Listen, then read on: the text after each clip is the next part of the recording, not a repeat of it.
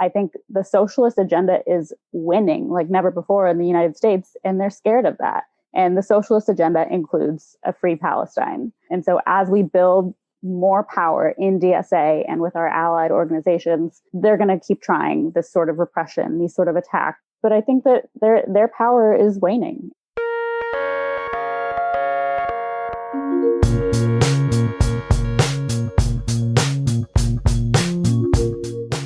Welcome to the Mondo Weiss podcast.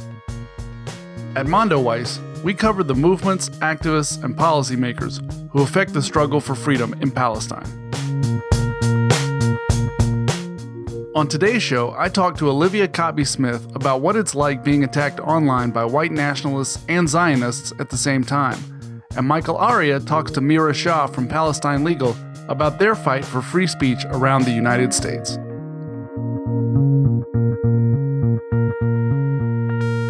Olivia Katbi Smith is the national U.S. organizer for the BDS Movement. She is also the co-chair of the Portland, Oregon chapter of the Democratic Socialists of America. Over the last few weeks, Olivia has been the target of online attacks. First, a member of the right-wing Proud Boys posted her personal information online.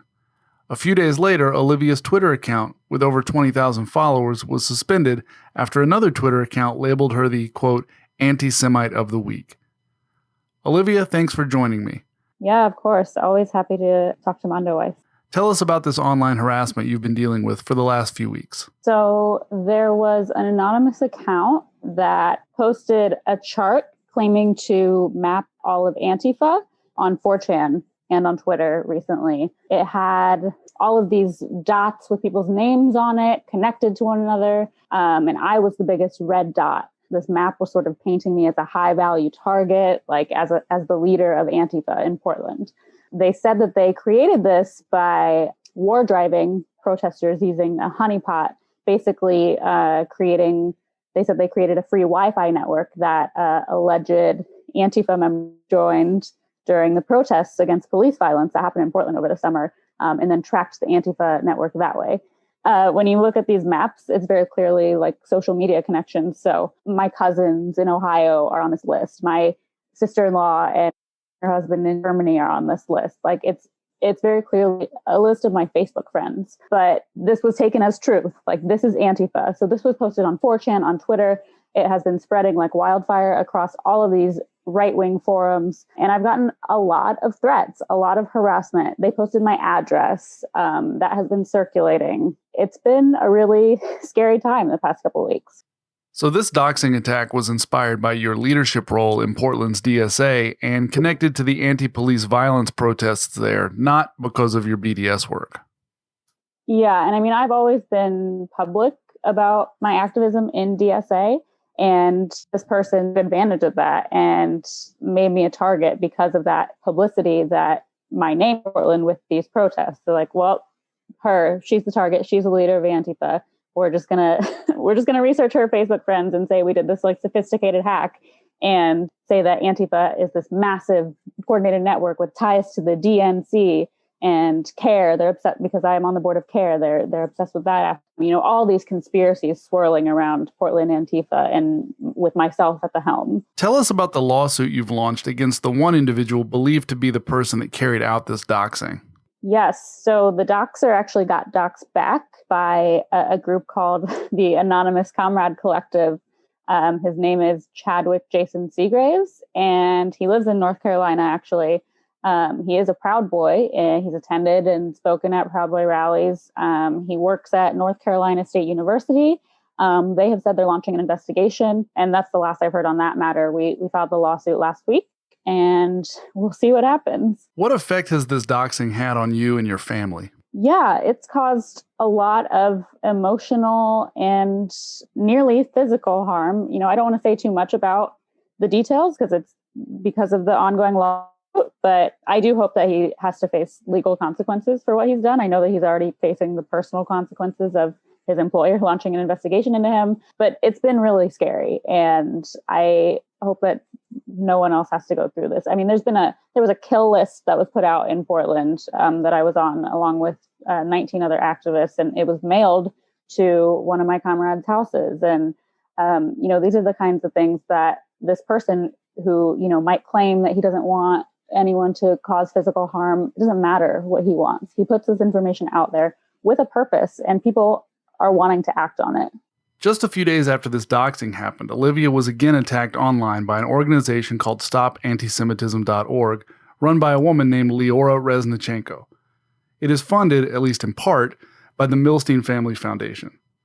Adam Milstein funds a wide array of right-wing groups, including the Foundation for the Defense of Democracies, Christians United for Israel, Judicial Watch, NGO Monitor, the list goes on.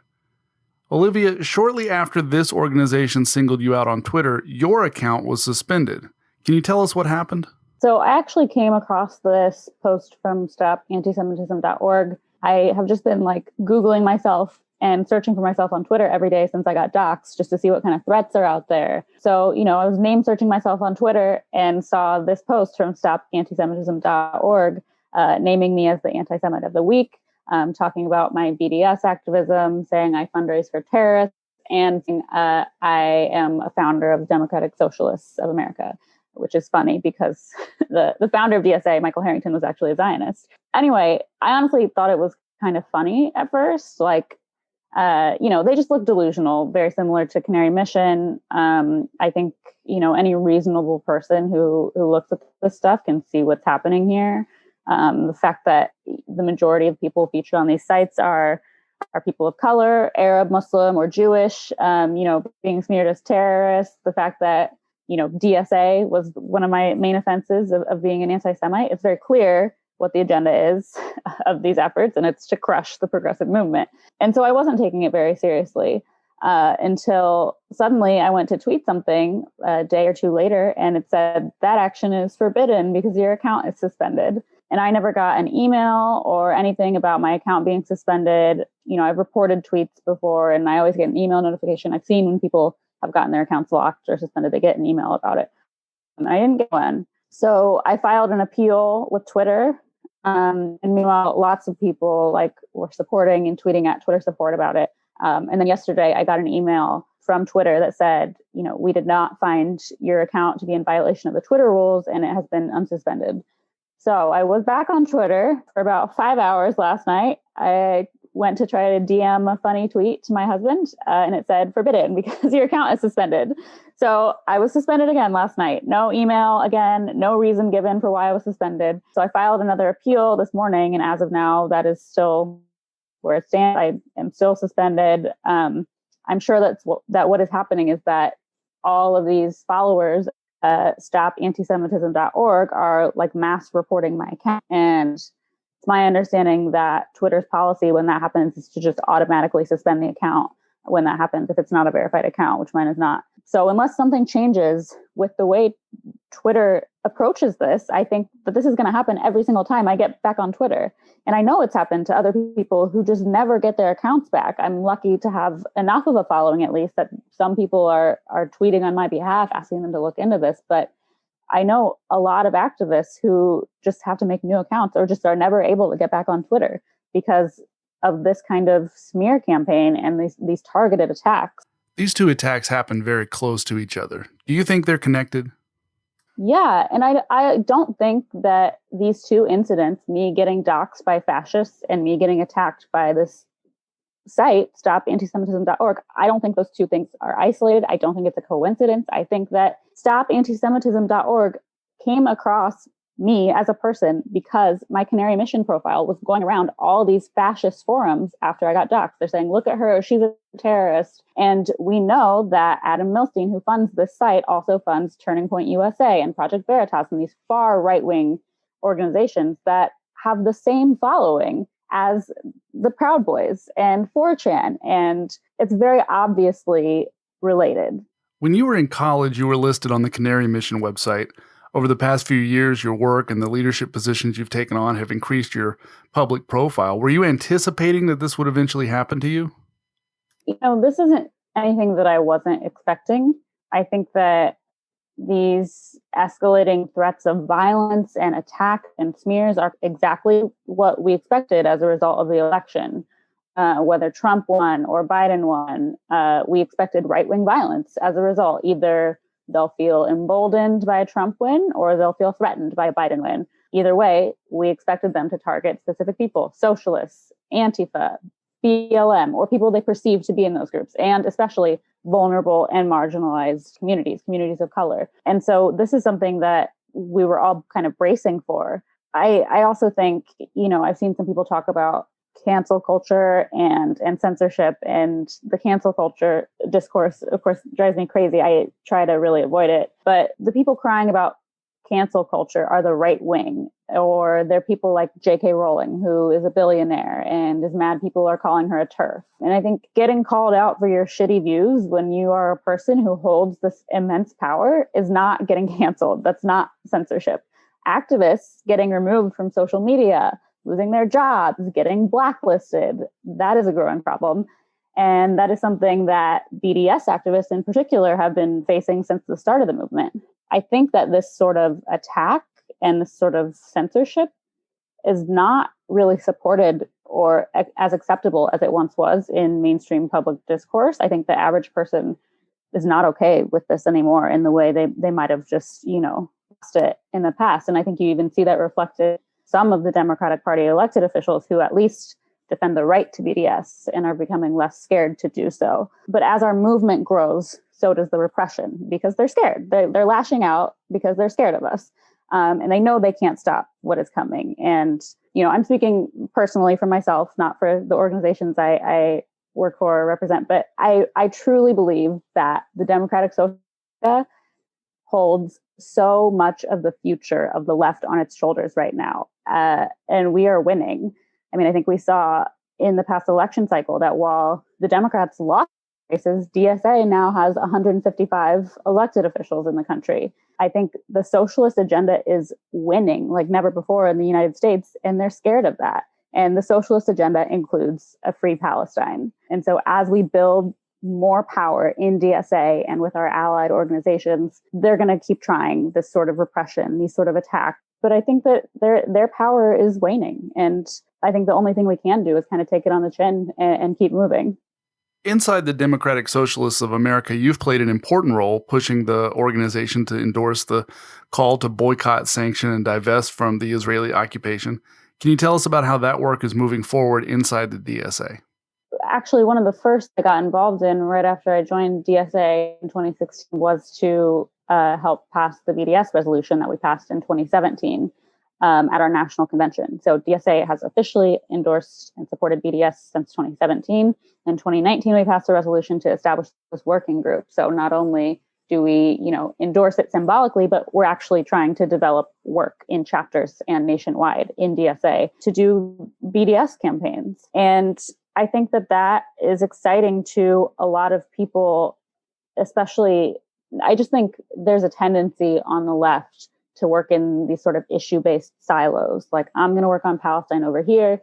I'm going to work on immigration stuff over here. I'm going to work on police abolition over here. And we never really make these connections more than like a transactional sort of solidarity. And that's, if we work that way, it's going to be impossible to win. And that's why I'm a member of DSA, because I know that we have to end capitalism. If we want any of these struggles to succeed, we have to draw these connections. And the connection is capitalism.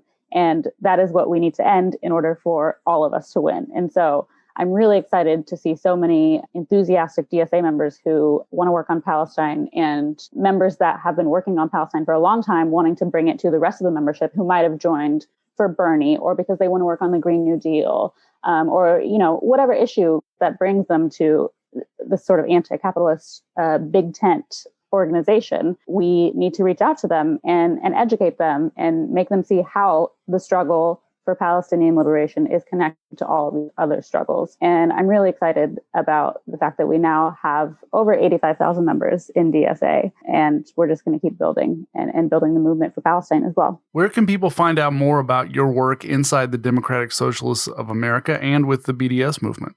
You can find our working group at DSA_Palestine on Twitter. We're on Facebook as well. And you can find the BDS movement, of course, at BDS Movement, and Portland DSA at Portland DSA. Olivia, thanks so much for taking the time to join us today. We hope you stay safe. Thank you. Thanks for having me. In the days after this interview was recorded, Twitter reactivated, suspended, and then reactivated Olivia's account again. The photographer who took the photo of Olivia used by the Stop Anti-Semitism organization filed a copyright claim demanding it be taken down, but Twitter declined to do so. Olivia sent us this statement. Twitter has offered no explanation for this, and there is nothing preventing this from happening again, which I expect it will. This is clearly a result of the targeted harassment and smear campaign I've been facing for my activism, coordinated between far-right actors, actual anti-Semites, and Zionists. Meanwhile, the actual victims of hate speech and death threats, those who aren't in any position of power, like myself, will be the ones punished with no recourse. Unless this trajectory is halted in some way, anti-Semitism will be weaponized to crush all progressive grassroots activism, while actual anti-Semites will continue to spread their violent rhetoric, violent ideas, and inspire actual acts of violence.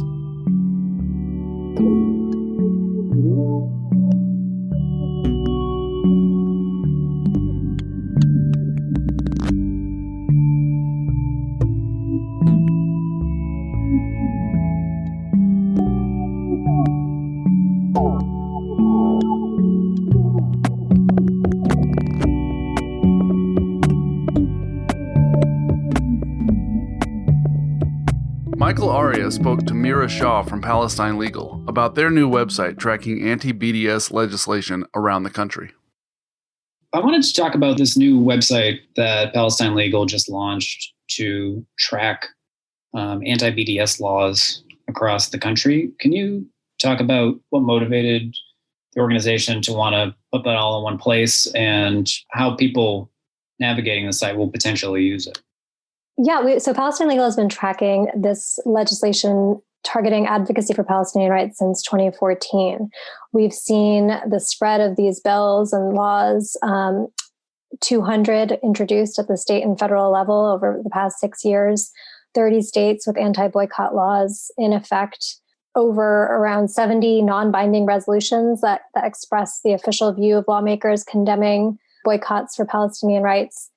So this is a spread of legislation and an effort to really silence the movement for Palestinian rights in this country. We wanted to sort of document these efforts and their evolution over time. The site provides, information by state and at the federal level and kind of documents the kinds of bills that we've been seeing, the very similar language that you see across these bills. But it also provides resources and statistics and analysis that hopefully helps to understand and to fight back against these efforts to silence advocacy, to better understand where these bills are coming from, who's been pushing them, but also how it connects to sort of the broader effort to silence dissent in this country and the kind of anti-protest legislation and the sort of legislative efforts to crush dissent that we're seeing across our social movements. Last week, we saw Secretary of State Mike Pompeo. He spoke about BDS attack the movement, equated it with anti-Semitism. Can you maybe speak to what kind of impact the Trump administration has had on these BDS laws that the organization covers? I think it's really clear that the Trump administration has waged a sort of full-on assault on Palestinians and those who advocate for freedom and justice for Palestinians since day one. You can see it in the foreign policy realm with the embassy move, cuts to UNRWA funding, sort of long ongoing attempts to legitimize Israel's illegal settlements.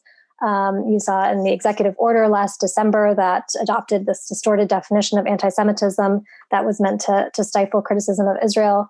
And, now in the administration's last days, kind of seems like they're trying to double down on these efforts. And I think Pompeo's actions last week really expose this effort for what it is. And, it's a sort of a right-wing, very racist smear campaign that is targeting protected expression and support for Palestinian rights.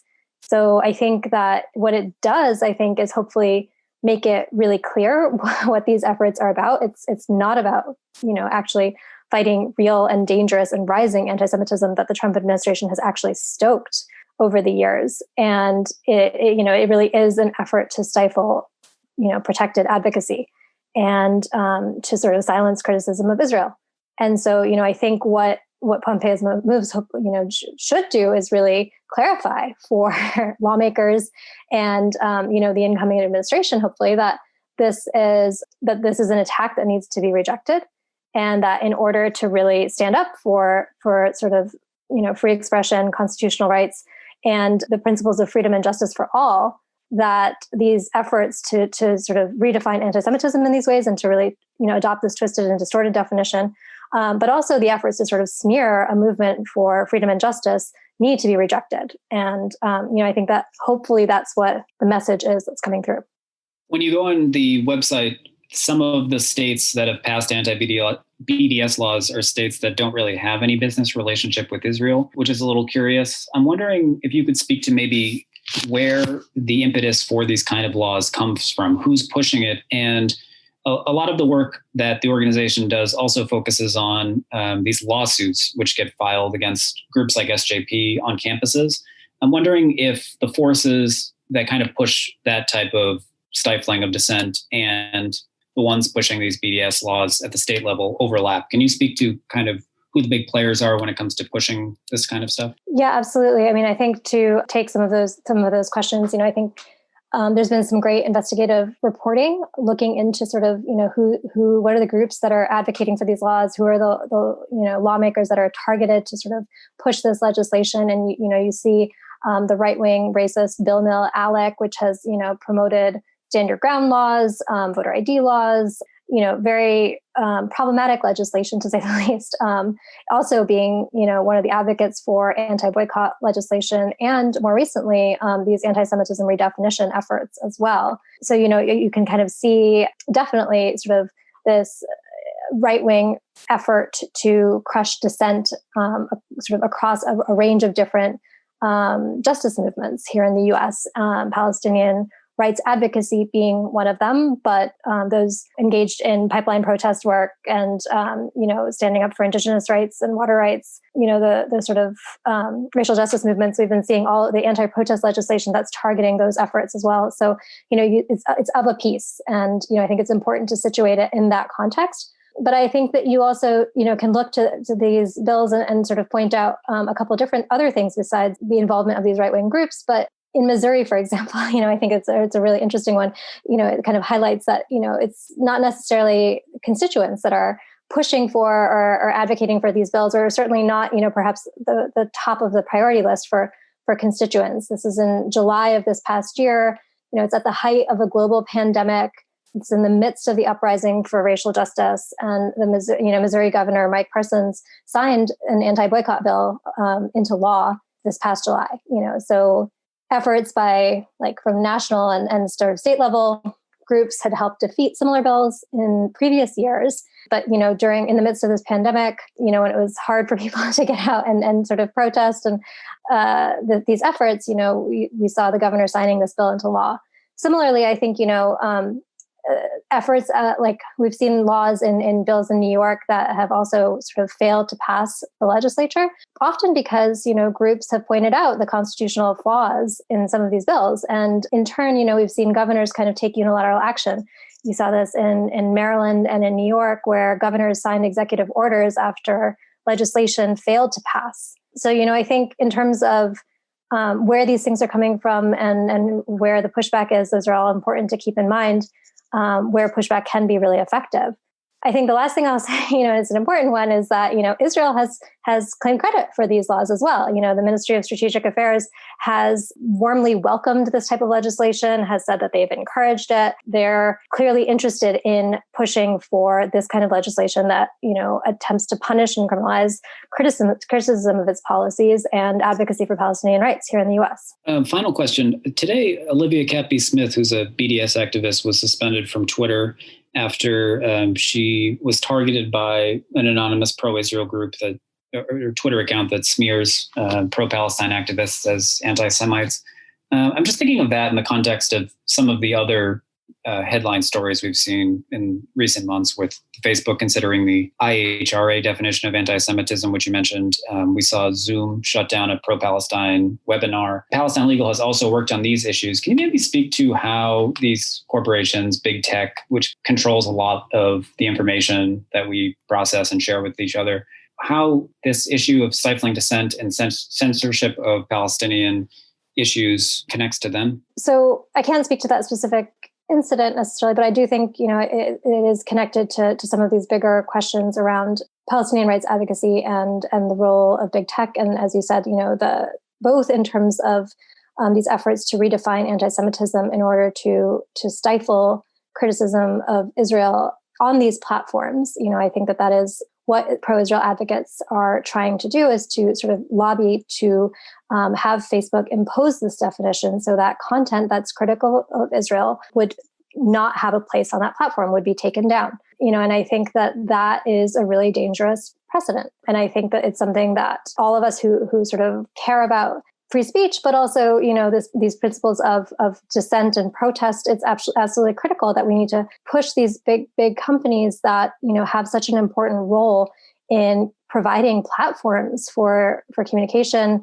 And, especially when you talk about in the Zoom context, where we see universities using that platform for online classrooms, where there's a sort of academic freedom principles, First Amendment freedom principles, constitutional obligations for public universities, at least. I think that there's some really big questions there about what are Zoom's obligations as a platform in the context of teaching. The broader conversation is, how to really push these large social media companies to understand the important role that they need to play in ensuring that the content that they are allowing people to sort of engage in is as broad as possible, that that we're able to hear Palestinian voices and that they're not stifled in this way using sort of really problematic definitions and terms to stifle dissent and sort of protected expression in that way. Thanks so much for chatting with me. I appreciate it. Thanks a lot.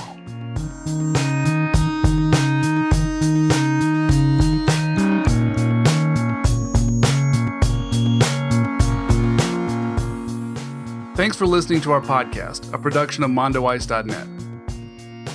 Visit our site to subscribe to Michael's weekly politics newsletter, The Shift. You can also sign up to get new headlines about Palestine, Israel, and related U.S. politics delivered directly to your inbox. The music in this episode is by Poddington Bear.